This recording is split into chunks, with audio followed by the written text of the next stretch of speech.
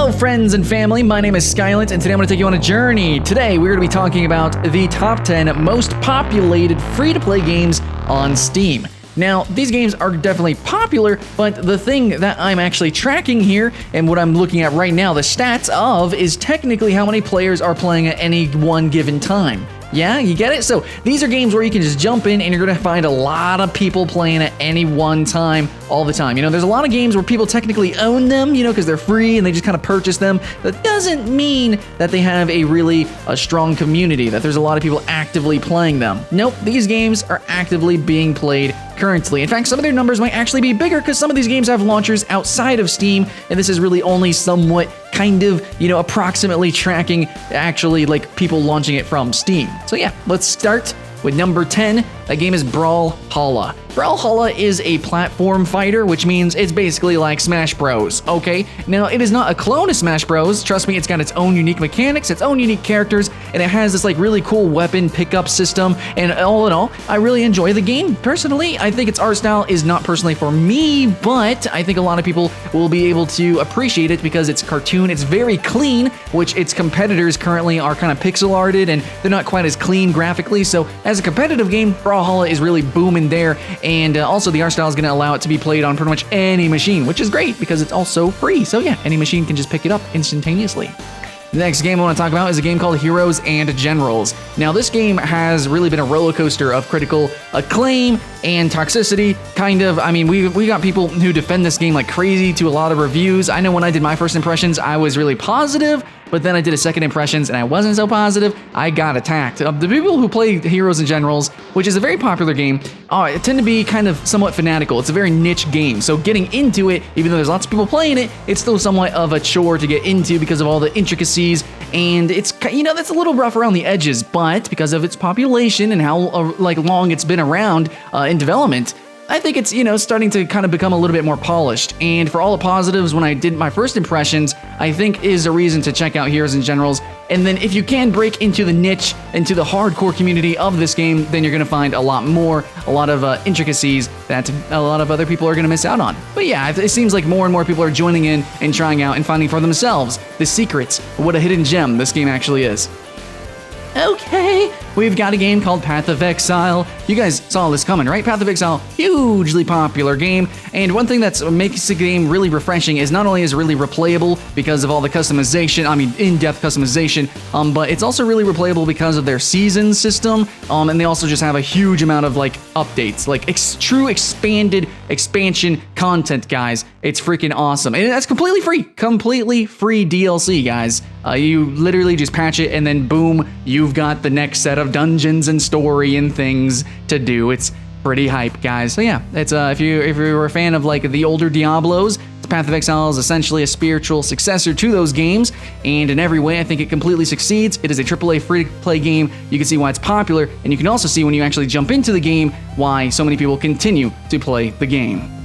Next game we got to talk about is War Thunder, which to me, I really like this game. Now, I know a lot of people kind of like World of Tanks and that sort of series of games, and there are some other flight simulator games sort of out there, but War Thunder is really the most popular one, and also I really appreciate how War Thunder is kind of expanding into other territory, how there is tanks now, and how they're doing a little bit more with that, and it's not just planes, guys. And even if it was just planes, legitimately, it's really, really fun. It's incredibly intuitive. That's one thing that I really appreciated. Considering like World of Tanks and how complex that game is, War Thunder is significantly more mechanically like understood. Okay, it's more similar to a lot of other games that maybe we have played, and at the same time, it gives you a unique, kind of like a fresh breath of air, a little bit, because it is flying and the mechanics and the maps. The maps are actually really interesting. Now, there are some other games on the horizon like Dreadnought, which are going to kind of contend with this whole airspace combat thing, but all in all, War Thunder, because it does have the historical tie-ins,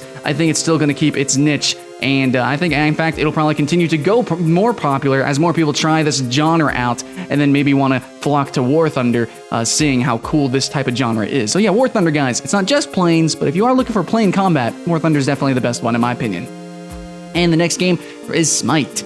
Smite is really big. Now, this is definitely not tracking from the high-res launcher. but Smite is huge, guys. One of the biggest MOBAs out there. I think a lot of people consider it like a part of the big three. You have League of Legends, you've got Dota, and then you've got Smite. Smite was the first over-the-shoulder action MOBA. It's incredibly mechanical. It has a lot of really unique mechanics. It's not just copied and pasted League with a camera behind the shoulder. It really has a lot of unique things going for it. And overall, it is still a standard MOBA, 3 lanes, your itemizations, blah, blah, blah, but there's just a lot of originality, a lot of uniquity with Smite, and I think it's worthwhile playing, even if you have played a mechanical MOBA like League of Legends, or if you do play Dota.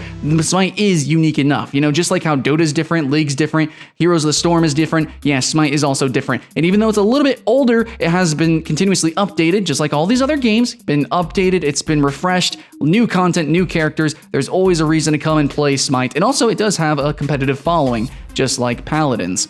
And the next game is a Warframe. It is Warframe. I wanted to say H1Z1, but that's not free to play anymore. It's still super popular, but now we're going to talk about Warframe. Warframe is also, this is not even tracking the PlayStation or the Warframe launcher. So yeah, dude, Warframe is stupid big. And in my opinion, I think it could be much bigger if they actually had a little bit more intuitive everything, basically. The game's a little bit too grindy for me personally, and also it's really mechanically intensive, but you're not really rewarded for doing anything mechanically intensive. So yeah, the game is just a little bit face roll, and the PvP is still really kind of choppy and, not exactly polished, but the game is coming along just really, really slowly. They're consistently adding on to the game tons and tons of stuff, but the feature set is coming along slowly, okay? So we're getting new maps, that's cool, new Warframes, but, the actual systems to make the game a little bit more AAA, a little bit more well-rounded, not so much. So in the end, a lot of people are still playing Warframe because there's lots of new content, but at the same time, it's still kind of niche, guys. It's still like that weird action RPG grindy kind of thing. If you're not into it, you're simply not going to play Warframe, but if you are into it, then Warframe is just never going to run out. It's just a million billion hours of content waiting for you to be farmed. All right, the next game is a game called Unturned. This game, pretty fantastic for how simple it is, and it's really just like the idea of DayZ, basically. It's DayZ, but made as the lowest sort of system requirements. It's got the lowest polygon count. It's super clean graphics, super cute. It's basically DayZ for kids, kind of. It's free to play. It's completely open, and you can spend $5, unlock customization to kind of help out developer. But yeah, this was actually envisioned by a 16-year-old, so that was really cool. In Roblox, so hype there. Unturned turned into a full-fledged title, launching on Steam, and it's just been getting bigger and more popular, and it's really stunning because honestly, it actually has some features that some other games in the genres, like the War Z, that game didn't have cars. Unturned launched from a freaking 16-year-old with working cars and a lighting system. So yeah, man, it looks really simple. It looks really blocky, but it's really the genre's concepts distilled into a really simple game. Yes, that just works intuitively, and it just works because this genre is known for games that just don't work. So it's really refreshing to play Unturned. And the next game we have is Paladins. Paladins is brand new, and normally I wouldn't talk about a brand new game. I'd be like, oh, it's new, that's why it's popular. But the fact is that Paladins is probably going to continue with its popularity. It's growing really, really fast, mainly actually because it does kind of clone Overwatch in a lot of ways. And even though at first that was kind of a stigma, and I'll admit it, I kind of talked down to it too, and I really hope they continue developing new, unique things and aspects to the game, which they have been. But, it's kind of a good thing that they're basically a free-to-play Overwatch. Everybody loves Overwatch. Everybody loves it.